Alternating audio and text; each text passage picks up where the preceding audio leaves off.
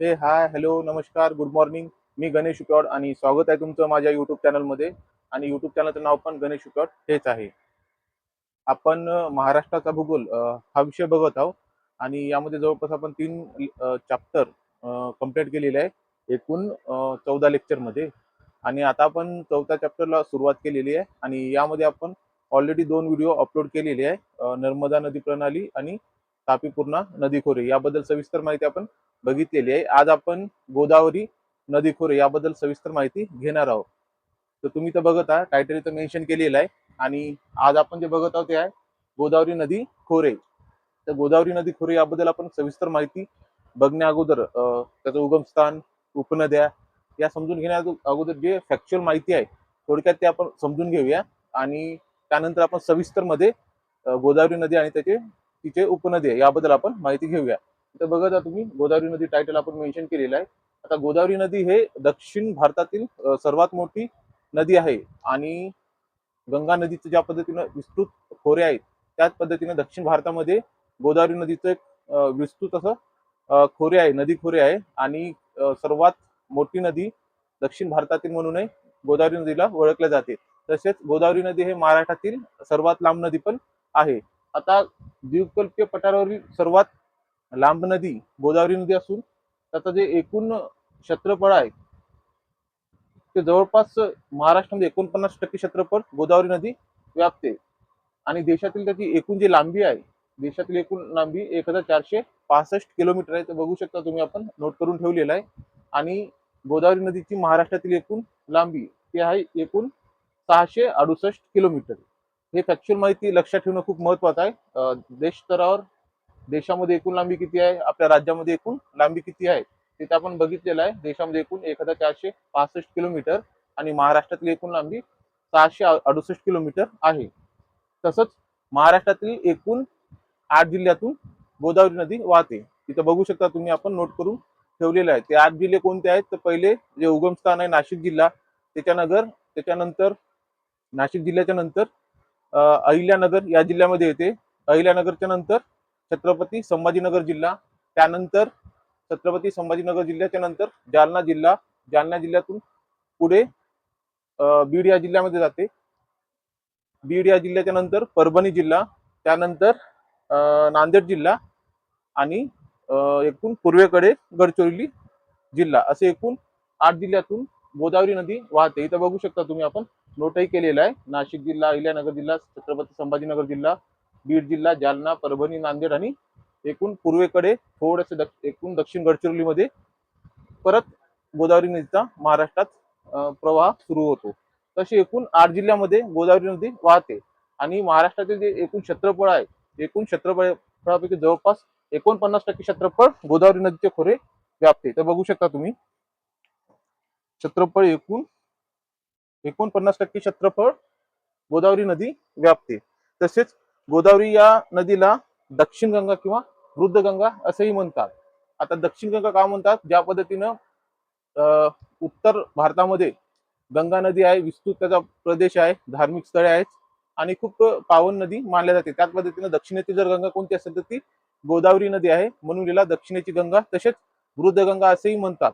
आता वृद्ध गंगा का म्हणतात, त्याचे कारण असे आहे की हे जे द्वीपकल्पीय पठारावरील नदी आहे, हे हिमालयीन नदीच्या अगोदरपासून वाहणारे नदी आहेत, म्हणून त्यांना वृद्ध गंगा किंवा हिमालयीन पठाराची किंवा हिमालय पर्वताची निर्मिती होण्या अगोदरपासून हे ऑलरेडी द्वीपकल्पीय पठारावर नद्या वाहत होत्या, म्हणून गोदावरी नदीला वृद्ध गंगा असेही म्हणतात. तिथं आपण फॅक्च्युअल माहिती घेतलेली आहे. त्यानंतर आपण गोदावरी नदीचा उगम कुठं आहे, नेमका गोदावरी नदीचा उगम कुठं होतो, कोणत्या पर्वतात होतो, कोणत्या तालुक्यात जिल्ह्यात होते, त्याबद्दल सविस्तर माहिती नोट केलेली आहे. तर गोदावरी नदीचा उगम महाराष्ट्र राज्यात होत असून सह्याद्री पर्वतरांगेत ब्रह्मगिरी टेकड्यात त्र्यंबकेश्वर या तालुक्यामध्ये जिल्हा नाशिक इथं गोदावरी नदीचा उगम होतो. आता गोदावरी नदीचा उगम नाशिक जिल्ह्यामध्ये झाल्यानंतर ती नदी पूर्वेकडे वाहत जाते. गोदावरी नदी ही पूर्ववाहिनी नदी आहे. नदी ज्या दिशेने वाहत असते त्या दिशेचं नाव नदीला दिलं जातो. तर गोदावरी नदी ही पूर्ववाहिनी नदी असून महाराष्ट्रात जरी उगम झाला असेल तरी जेव्हा गोदावरी नदीचा शेवट होतो तो शेवट होतो बंगालचा उपसागर या समुद्रामध्ये आणि गोदावरी नदी एकूण 3 राज्यातून वाहते. तर हे 3 राज्य कोणते आहेत? तर पहिलं आहे महाराष्ट्र राज्य, त्यानंतर तेलंगणा, त्यानंतर आंध्र प्रदेश. आंध्र प्रदेश या राज्यात शेवट गोदावरी नदीचा होतो. बंगालचा उपसागर या समुद्रामध्ये जाऊन ती विलीन होते. चला परत कंटिन्यू करूया. काही टेक्निकल प्रॉब्लेममुळे व्हिडिओ डिस्कनेक्ट झालं होतं. आपण बघत होतो गोदावरी नदी हे 3 राज्यातून प्रवाहित होते आणि तपशील माहिती आपण घेतलो. कुठे नदीचा उगम आहे, देशामध्ये लांबी किती आहे, राज्यामध्ये एकूण लांबी किती आहे, तसंच कोणकोणत्या जिल्ह्यातून वाहते याबद्दल आपण माहिती घेतली होती. आपण बघत होतो गोदावरी नदीचा शेवट बंगालचा उपसागर येथे होतो आणि जेव्हा गोदावरी नदी बंगालच्या उपसागराला जाऊन मिळते तर त्याचे 2 मुख्य प्रवाह होते. आपण अगोदर समजून घेतो 3 राज्यातून प्रवाहित होते. महाराष्ट्रामध्ये उगम आहे, त्यानंतर महाराष्ट्रात राज्यात 8 जिल्ह्यातून प्रवाहित होत आहे, त्यानंतर तेलंगणा राज्यात जाते, त्यानंतर आंध्र प्रदेश राज्यात जाऊन शेवटी बंगालच्या उपसागराला गोदावरी नदी जाऊन मिळते. आता जेव्हा बंगालच्या उपसागराला जाऊन गोदावरी नदीचा विलीन होतो किंवा बंगालच्या उपसागराला जाऊन गोदावरी नदी मिळते, तर ते एक मुख्य प्रवाह, जसं एक महाराष्ट्र राज्याचा उगम आहे, 3 राज्यातून प्रवाहित होत आहे, प्रवाह एकच आहे. परंतु जेव्हा गोदावरी नदी जेव्हा बंगालच्या उपसागरात जाऊन मिळते तेव्हा त्याचे 2 मुख्य प्रवाह होते. सुरुवातीला एकच प्रवाह मधून वाहत होती 3 राज्यातून वाहत असताना शेवटी जेव्हा बंगालच्या उपसागराला मिळते 2 मुख्य प्रवाह आहेत तिथे आणि ते 2 मुख्य राज्ये राजमहेंद्री या शहरात वेगळे होतात. राजमहेंद्री या शहरापर्यंत गोदावरी नदी एकच होती आणि राजमहेंद्री या शहरामध्ये गोदावरी नदीचे 2 मुख्य प्रवाह डिवाइड होते. पहिला प्रवाह आहे वशिष्ठी गोदावरी आणि दुसरा प्रवाह आहे गौतमी गोदावरी. आणि वशिष्ठी गोदावरी यमन या ठिकाणी बंगालच्या उपसागराला जाऊन मिळते, तसेच गौतमी गोदावरी नरसिंगपूर या ठिकाणी बंगालच्या उपसागराला जाऊन मिळते. आता हे वशिष्ठी गोदावरी आणि गौतमी गोदावरी शेवटी असे 2 मुख्य प्रवाह होतात आणि बंगालच्या उपसागराला जाऊन मिळतात. हे यमन हे ठिकाण माहितच असेल, पुदुचेरीचा भाग आहे तो. पुदुचेरीचे 4 भाग आहेत. जसं तो केंद्रशासित प्रदेश आहे पुदुचेरी, माहे, यामन आणि कराकल असे त्याचे 4 प्रमुख ठिकाण आहेत. त्यापैकी वशिष्ठी गोदावरी यामन या ठिकाणी बंगालच्या उपसागराला जाऊन मिळते आणि गौतमी गोदावरी नरसिंगपूर या ठिकाणी बंगालच्या उपसागराला जाऊन मिळते. राजमहेंद्र या ठिकाणी हे 2 प्रवाह तयार होते. हे लक्षात ठेवा, हे फॅक्च्युअल माहिती आहे. जवळपास आता आपण महत्वाची जी माहिती आहे ती घेतलेली आहे. आता आपण संपूर्ण गोदावरी नदी महाराष्ट्रातून वाहते तिथपर्यंत त्याचे प्रमुख उपनद्या याबद्दल अभ्यास करूया, बघूया. चला तर आपण परत कंटिन्यू करूया. या अगोदर आपण फॅक्च्युअल माहिती बघितलेली आहे गोदावरी नदी संदर्भात. एकूण लांबी किती आहे, किती राज्यातून प्रवाहित होते, त्यानंतर महाराष्ट्रामध्ये एकूण किती राज्यात जिल्ह्यातून गोदावरी नदी वाहते, कोणकोणते ते जिल्हे आहेत. तसंच गोदावरी नदीला दक्षिणेची गंगा म्हणते. जे काही गोदावरी नदी संदर्भात फॅक्च्युअल माहिती आहे ती आपण घेतलेली आहे. आता आपण इथं गोदावरी नदी उगमस्थान ते समुद्राला मिळेपर्यंत किंवा महाराष्ट्रामध्ये जेवढे नदी खोरे आहे गोदावरीचे जो एरिया आहे तर त्याचे आपण प्रमुख उपनद्या बघणार आहोत. इथं बघू शकता तुम्ही ऑलरेडी व्हाईट बोर्डवर आपण ड्रॉ करून घेतलेला आहे. तर आपण आता सविस्तर चर्चा करूया, बघूया गोदावरी नदीचा उगम कुठून होते आणि कशा पद्धतीने उजव्या बाजूने आणि डाव्या बाजूने वेगवेगळ्या उपनद्या येऊन मिळतात. तर ते आपण बघूया. इथं टायटल मेन्शन केलेलं आहे, बघत आहे. टोटली आपण नद्याची डायग्राम काढून घेतलेले आहोत. तर गोदावरी नदी आहे, आपण अगोदरही चर्चा केली होती, अगोदरही बघितलेलं आहे. गोदावरी नदी ही सह्याद्री पर्वतामध्ये त्र्यंबकेश्वर या ठिकाणी ब्रह्मगिरी टेकड्यात नाशिक या जिल्ह्यामध्ये गोदावरी नदीचा उगम आहे. आणि गोदावरी नदी ही पूर्ववाहिनी आहे. गोदावरी नदी ही पूर्वेकडे वाहत असल्यामुळे तिला आपण पूर्ववाहिनी नदी म्हणतो. तर गोदावरी नदी जेव्हा वाहते पूर्वेकडे वाहत असताना त्र्यंबकेश्वर या ठिकाणी उगम होऊन ब्रह्मगिरी टेकड्यातून गोदावरी नदीचा प्रवाह सुरू होतो. गोदावरी नदी पूर्वेकडे वाहत असताना सुरुवातीला गोदावरी नदीला उजव्या बाजूने दारणा नदी येऊन मिळते. इथं बघू शकता तुम्ही, उजव्या बाजूने पहिली जी नदी येते ती कोणती आहे? उजव्या बाजूने दारणा ही नदी मिळते. त्यानंतर परत गोदावरी नदी समोर गेल्यानंतर नांदूर मधमेश्वर या ठिकाणी तिला डाव्या बाजूने कादवा नदी येऊन मिळते. डाव्या बाजूने कादवा नदी येऊन मिळते. आता हे नांदूर मधमेश्वर जे ठिकाण आहे तर ते अभयारण्य फेमस आहे आणि विशेषतः तो रामसर या यादीमध्ये नोंद होणारा देशातील तो पहिलं स्थळ आहे, राज्यातील तो पहिलं स्थळ आहे. या ठिकाणी कादवा नदी हे गोदावरी नदीला डाव्या बाजूने येऊन मिळते. त्यानंतर गोदावरी नदीचा जो प्रवाह समोर जातो, गोदावरी नदीचा प्रवाह समोर गेल्यानंतर गोदावरी नदीला डाव्या बाजूने प्रवरा ही नदी येऊन मिळते. तिथे बघू शकता तुम्ही. तत्पूर्वी प्रवरा नदी जे नायगाव टोक इथं मिळते, त्या अगोदर गोदावरी नदीला जे प्रवरा नदी मिळते त्याची एक मुख्य उपनदी आहे, ती मुळा उपनदी आहे. प्रवरा नदी वाहत असताना सुरुवातीला नेवासे या ठिकाणी तिला तिची उपनदी येऊन मिळते प्रवरा नदीला. त्या नदीचं नाव आहे मुळा नदी. आणि मुळा नदी आणि प्रवरा नदी या दोन नद्यांचा संगम हे नेवासे या ठिकाणी होतो. प्रवरा नदी आणि मुळा नदी या दोन नद्यांचा संगम नेवासे या ठिकाणी होतो. त्यानंतर समोरचा जो प्रवाह आहे नेवासाच्या समोरचा, तो प्रवरा या नावानेच ओळखला जातो. आणि प्रवरा ही नदी गोदावरीला उजव्या बाजूने नायगाव टोके या ठिकाणी गोदावरी नदीला येऊन मिळते. त्यानंतर गोदावरी नदीचा समोरचा प्रवाह सुरू असतो आणि समोरचा प्रवाह दरम्यान परत तिला गोदावरी नदीला डाव्या बाजूने शिवनी ही नदी येऊन मिळते. बघत आहात तुम्ही इथं डाव्या बाजूने शिवनी ही नदी येऊन मिळते. त्यानंतर समोर नदीचा प्रवाह गेल्यानंतर परत डाव्या बाजूने गोदावरी नदीला खांब ही नदी येऊन मिळते.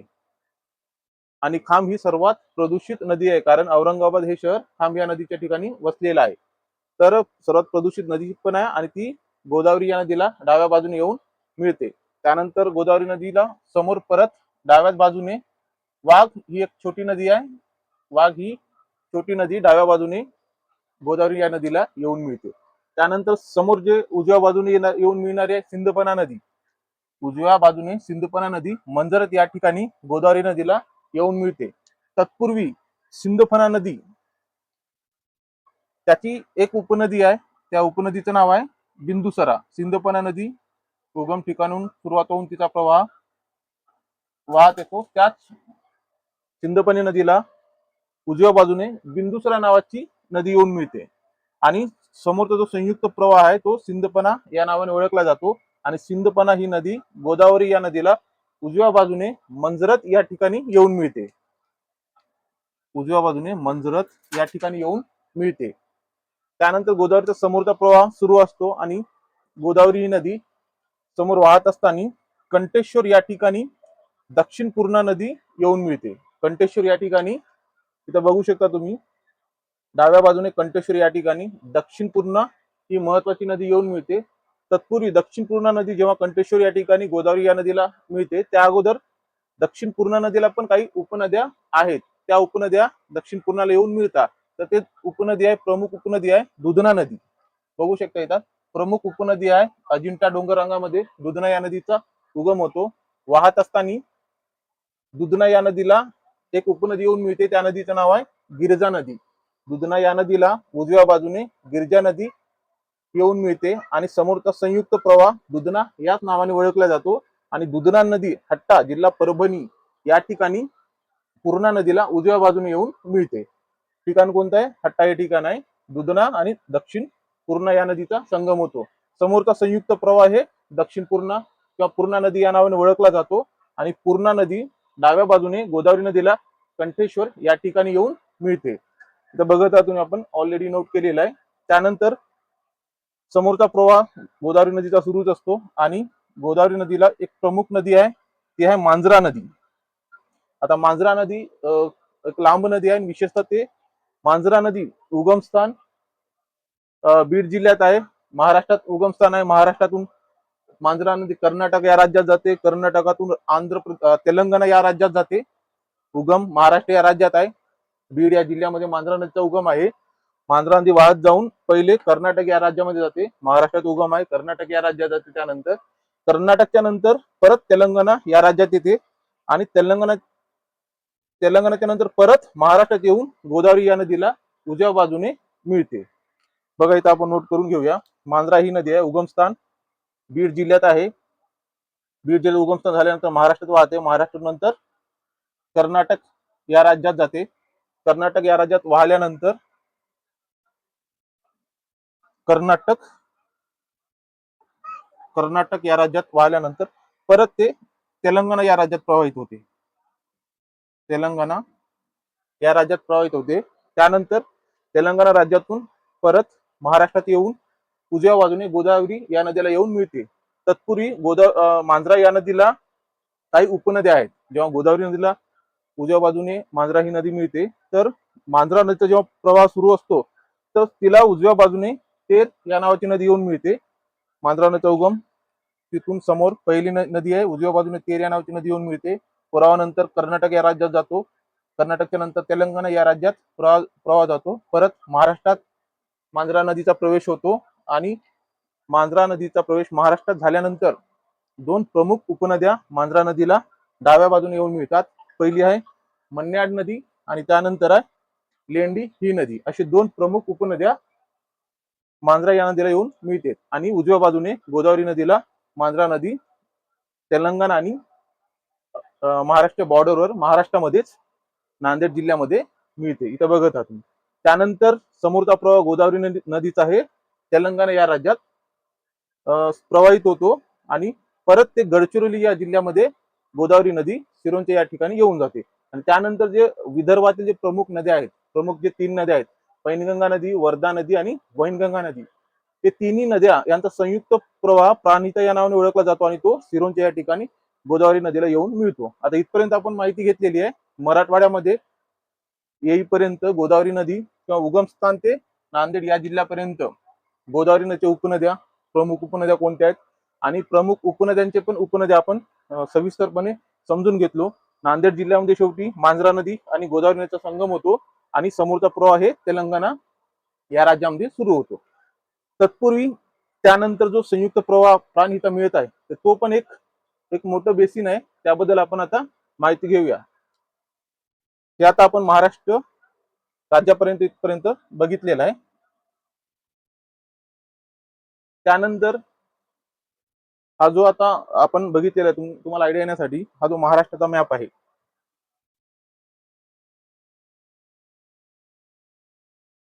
हा जो महाराष्ट्राचा मॅप आहे, गोदावरी नदीचा उगम झालेला आहे त्र्यंबकेश्वर या ठिकाणी सह्याद्री पर्वतातून ब्रह्मगिरी टेकड्यामधून गोदावरी नदी वाहत आहे. सुरुवातीला नाशिक या जिल्ह्यातून वाहत आहे. नाशिकच्या नंतर अहिल्यानगर जिल्हा, अहिल्यानगर जिल्ह्याच्या नंतर छत्रपती संभाजीनगर जिल्हा, छत्रपती संभाजीनगरच्या नंतर जालना जिल्हा, जालना जिल्ह्याच्या नंतर बीड जिल्हा, बीड जिल्हा झाल्यानंतर परभणी जिल्हा, परभणी जिल्हा झाल्यानंतर नांदेड जिल्हा, इथपर्यंत गोदावरी नदीचा प्रवाह आलेला आणि त्यानंतर शेवटी इथं मांजरा नदी आणि गोदावरी नदीचा संगम होतो. समोरचा प्रवाह हा जातो कुठं? तेलंगणामध्ये. समोरचा प्रवाह हा जे आहे इथून ते इथपर्यंत हा प्रवाह कुठं आहे? हा आहे तेलंगणा या राज्यामध्ये. आता आपण इथपर्यंत माहिती घेतलेली, ही संपूर्ण माहिती या भागामध्ये कोणकोणत्या प्रमुख उपनद्या आहेत, त्यांचे उपनद्या कोणत्या आहेत याबद्दल आपण सविस्तर माहिती घेतली. आता आपल्याला बघायचं आहे विदर्भातील गोदावरी नदीला जे येऊन मिळणार इथं या भागातील जे प्रमुख नद्या आहेत, पैनगंगा नदी, वर्धा नदी आणि वैनगंगा नदी, हे आपल्याला सविस्तर आता जाणून घ्यायचं आहे. इथं बघू शकता तुम्ही, आपण ऑलरेडी नोट करून ठेवलेलं आहे. आता या भागातील नद्या आपण, जे की तिन्ही महत्वाच्या नद्या आहेत आणि तीनही पैनगंगा नदी, वर्धा नदी आणि वैनगंगा नदी, या तीनही नद्यांचा जो संयुक्त प्रवाह आहे तो प्राणहिता या नावाने गोदावरी नदीला मिळतो. तर आपण आता विदर्भातील किंवा पैनगंगा, वैनगंगा आणि वर्धा नदी यांचे प्रमुख उपनद्या बघूया. तर चला मग, आता पैनगंगा ही नदी अजिंठा पर्वतरांगेत बुलढाणा या जिल्ह्यामध्ये पैनगंगा नदीचा उगम होतो. सुरुवातीला पैनगंगा ही नदी दक्षिणेकडे वाहते, दक्षिण वाहिनी म्हणून वाहते. दक्षिण वाहिनी बनून वाहत असताना पैनगंगा या नदीला उजव्या बाजूने, आपण अगोदर बघितलेलं आहे, जेव्हा नदी ज्या दिशेने वाहत असते त्या दिशेला किंवा त्या दिशेवर तिथं प्रवाह निश्चित होतो. म्हणजे ती कोणत्या दिशेला जात आहे तर त्या दिशेची वाहिनी म्हणून ते ओळखले जाते. उदाहरण घ्यायचं असेल तर पैनगंगा आता दक्षिणेकडे वाहत आहे, ती दक्षिण वाहिनी नदी म्हणून ओळखल्या जाईल.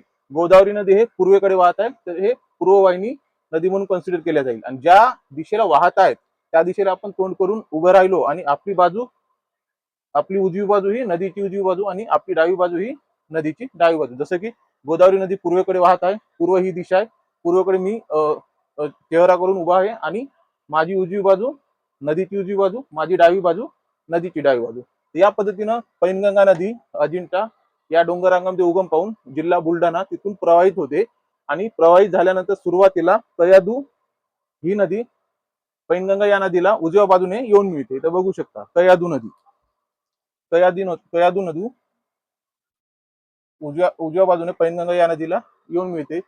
हिंगोली जे जिल्हा आहे ते कयाधू या नदीवर वसलेले आहे. आपण समोरच्या लेक्चरमध्ये जेव्हा आपण उपनद्या नदी खोरे संपूर्ण झाल्यानंतर आपण त्या संदर्भात जसे की कोणत्या नदीवर कोणते धरण आहे, कोणत्या नदीवर कोणते प्रमुख शहर वसलेले आहे ते पण आपण नंतर बघणार आहोत.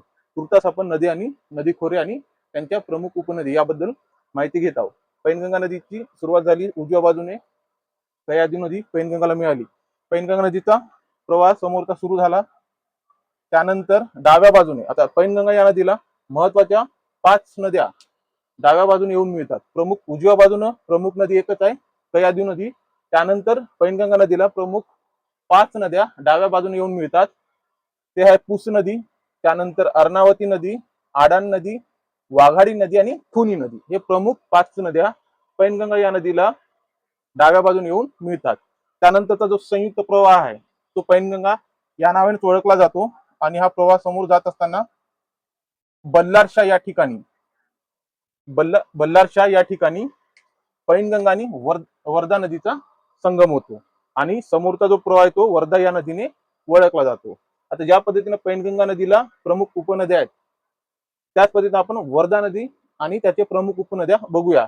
वर्धा आणि पैनगंगा या नदीचा संगम बल्लारशाह इथं झालेला आहे. पैनगंगा नदीबद्दल आपण माहिती घेतलेली आहे, प्रमुख नद्याही बघितलेल्या आहे. परत एकदा रिवाइज करूया. पैनगंगा नदी उगमस्थान अजिंठा पर्वत टेकड्या, जिल्हा बुलढाणा. सुरुवातीला दक्षिण वायू म्हणून वाहते.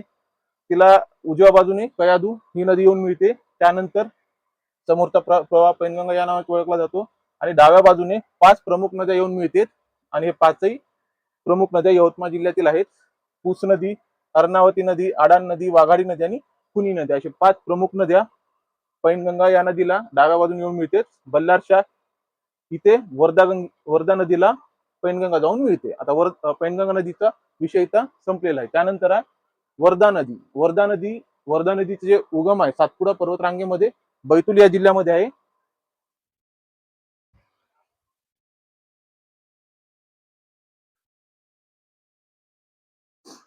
वर्धा नदीबद्दल आपण माहिती घेत आहोत. वर्धा नदीचा उगम सातपुडा पर्वत रांगेमध्ये बैतूल या जिल्ह्यामध्ये आहेत आणि वर्धा नदी ही दक्षिण वायू म्हणून वाहते. तर बघू शकता तुम्ही मॅपमध्ये गोदावरी नदी पूर्वेकडे वाहत आहे. वर्धा आणि वैनगंगा हे दोन्ही नद्या दक्षिण वायू म्हणून ओळखल्या जातात, कारण ज्या दिशेला नदी वाहत असते त्या दिशेवर त्या नदीचं वाहण्याची दिशा आपण ठरवत असतो. वर्धा नदी दक्षिण वायू म्हणून वाहते आणि तिला प्रमुख काही उपनद्या आहेत. वर्धा नदीचा उगम सातपुडा पर्वत श्रेणीमध्ये बैतूल या जिल्ह्यातून होतो. महाराष्ट्रात वर्धा नदीचा प्रवेश होतो आणि सुरुवातीला वर्धा नदीला तिथं बघता तुम्ही सुरुवातीला वर्धा नदीला उजव्या बाजूने विदर्भ नावाची नदी येऊन मिळते. वर्धा नदीला पहिले विदर्भ नावाची नदी उजव्या बाजूने येऊन मिळते. त्यानंतर वर्धा नदीचा प्रवाह समोर जातो आणि परत वर्धा नदीला डाव्या बाजूने उजव्या बाजूने विदर्भ नदी येऊन मिळते. त्यानंतर डाव्या बाजूने बोर नावाची नदी येऊन मिळते, जिल्हा वर्धा. तिथं बोर अभयारण्य पण ऐकलं असेल तुम्ही, आपण नंतर बघणार आहोत अभयारण्य या चॅप्टर मध्ये. तर या नदीच्याच नावावर अभयारण्य आहे तो. जसं की पैनगंगा नदीच्या नावावर पण आमच्याच एरियामध्ये पैनगंगा अभयारण्य आहे. तर आपण त्या अभयारण्य या चॅप्टर मध्ये बघणार आहोत. तर इथं बघू शकता तुम्ही वर्धा नदीला उजव्या बाजूने सुरुवातीला विदर्भ नदी मिळाली. त्यानंतर वर्धा नदीचा प्रवाह समोर गेला.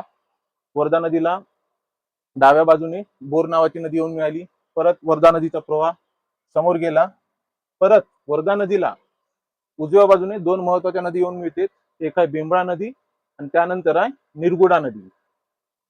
आणि बेंबळा आणि निरगुडा नदी उजव्या बाजूने मिळाल्यानंतर डाव्या बाजूने वेण्णा नावाची नदी वर्धा नदीला येऊन मिळते आणि समोर परत वर्धा नदीचा प्रवाह सुरू असतो. त्यानंतर एक छोटी नदी आहे धोम नदी ही डाव्या बाजूने वर्धा नदीला येऊन मिळते. अशा पद्धतीनं वर्धा नदीचे काही उपनद्या आपण सविस्तरपणे बघितलेल्या आहेत.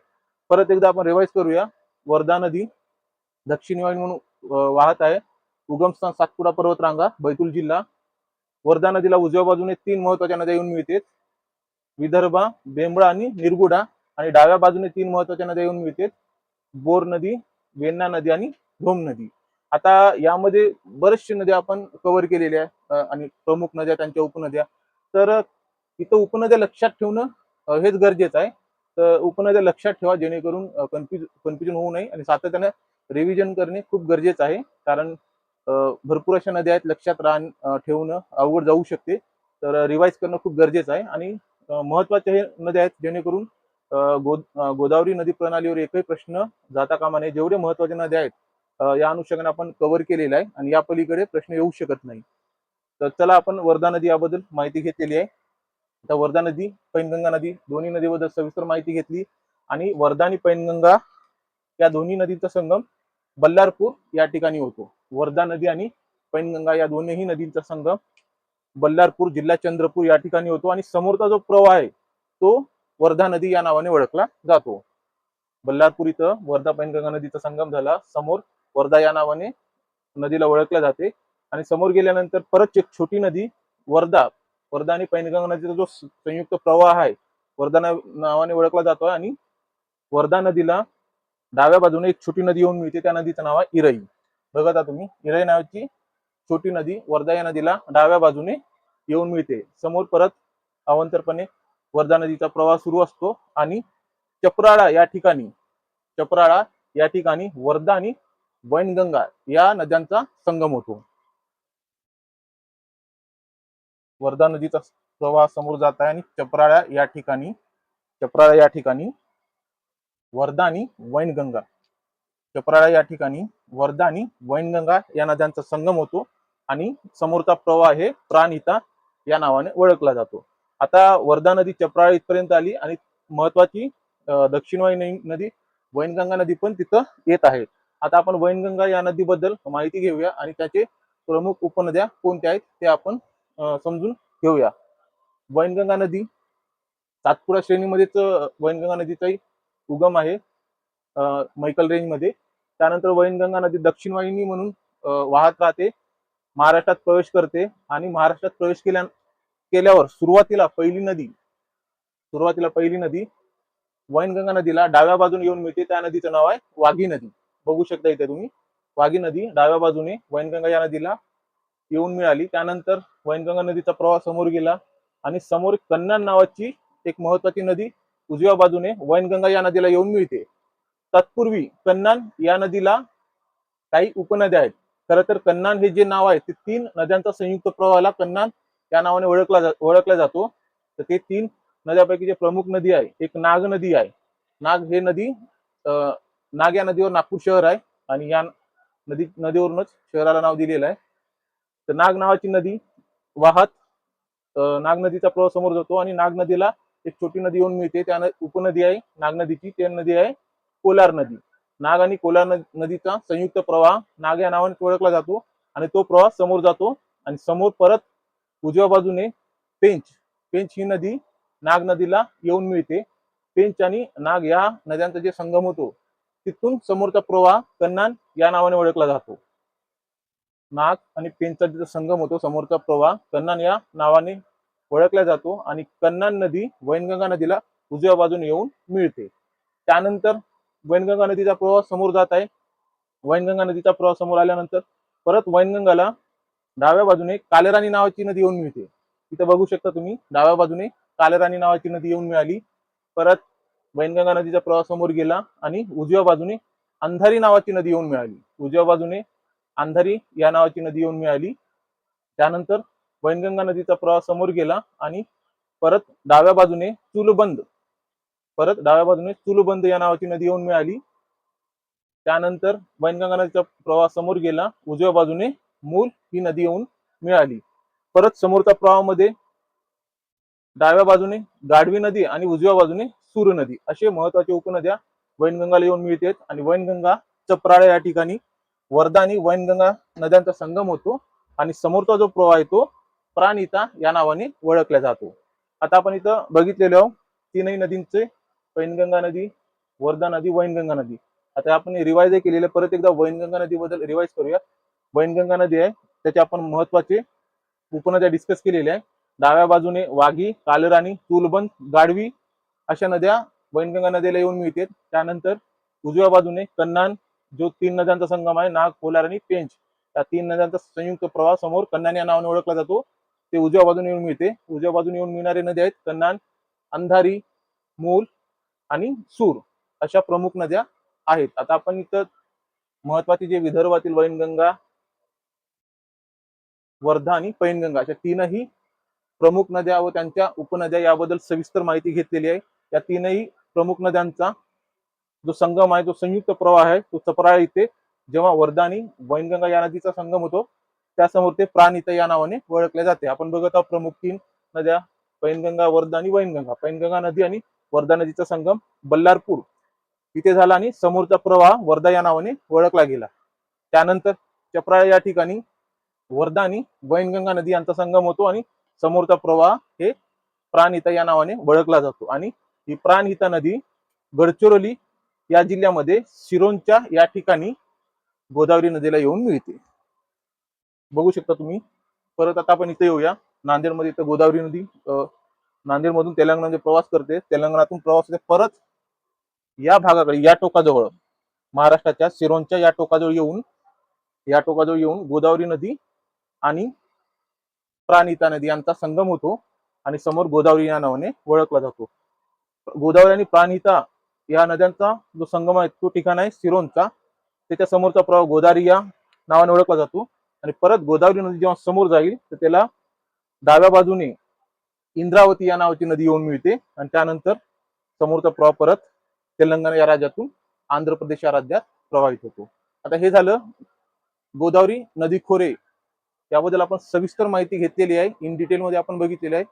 जेवढे महत्वाच्या नद्या आहेत एकही आपण महत्वाची उपनदी सोडलेली नाही आहे. सविस्तर आपण माहिती घेतलेली आहे आणि ते तुम्ही बघू शकता. आता इतक्या नद्या लक्षात ठेवणं साहजिकच आहे, सोपं नाही आहे. यासाठी सातत्याने रिव्हिजन करणं खूप महत्वाचं आहे. तर सातत्याने लेक्चर बघा. तुर्तास आपण इथं काही नद्या जे गोदावरी नदी खोऱ्यातील प्रमुख नद्या आहेत त्यांची आपण लांबी तर नोट करून ठेवलेली आहे. तर नदी आहे त्याची लांबी आहे. गोदावरी नदीची एकूण लांबी 668 किलोमीटर आहे महाराष्ट्रामध्ये. त्यानंतर पैनगंगा नदीची लांबी एकूण लांबी 495 किलोमीटर आहे. त्यानंतर वैनगंगा या नदीची लांबी 479 किलोमीटर आहे आणि वर्धा या नदीची लांबी 455 किलोमीटर आहे. तर या पद्धतीनं उतरता क्रम चढता क्रम लावण्यास येऊ शकते. तर नदी आणि त्यांची लांबी लक्षात राहू द्या, महत्वाचं आहे. तुर्तास आपण इन डिटेल मध्ये गोदावरी नदी प्रणाली याबद्दल महत्वाची माहिती घेतलेली आहोत. आणि यानंतर आपण गोदावरीच्या नंतर आपण बघणार आहोत भीमा नदी कोरे, त्यानंतर कृष्णा नदी कोरे. सुरुवातीला ज्या पद्धतीने आपण बघितलो नर्मदा नदी, त्यानंतर तापी नदी, त्यानंतर गोदावरी नदी जे आज आपण बघत आहोत, त्यानंतर आपण भीमा नदी प्रणाली बघणार आहोत, त्यानंतर आपण कृष्णा नदी खोरे बघणार आहोत. आणि या नद्यांचे खोरे डिवाइड करण्यासाठी पर्वत शृंखला पण आहे. जसं सुरुवातीला विघ्न पर्वत आहे, शेवटी आपण शेवटच्या लेक्चर बघणार आहोत, तरी पण एक रिव्हिजन करून घेऊया. सुरुवातीला विघ्न पर्वत आहे. विघ्न पर्वताच्या दक्षिणेला नर्मदा नदी वाहते. नर्मदा नदीच्या दक्षिणेला सातपुडा पर्वत श्रेणी आहे. सातपुडा श्रेणीच्या दक्षिणेला तापी नदी वाहते. तापी नदीच्या दक्षिणेला सातमाळा आणि अजिंठा पर्वत श्रेणी आहे आणि सातमाळा अजिंठा पर्वत श्रेणीच्या दक्षिणेला गोदावरी नदी प्रवाहित होते. गोदावरी नदीच्या दक्षिणेला हरिश्चंद्र बालाघाट पर्वत श्रेणी आहे आणि हरिश्चंद्र बालाघाट पर्वत श्रेणीच्या दक्षिणेला भीमा नदी खोरे आहे आणि भीमा नदीच्या दक्षिणेला शंभू महादेव डोंगररांग आहेत आणि शंभू महादेव डोंगररांगाच्या दक्षिणेला कृष्णा नदी खोरे आहे. हे कोणती नदी कोणत्या दोन पर्वत श्रेणीमधून प्रवाहित होते, कोणत्या नदीचं जे खोरे आहे कोणत्या दोन पर्वत श्रेणीच्या दरम्यान आहे, तर अशा पद्धतीनं प्रश्न येत असतात.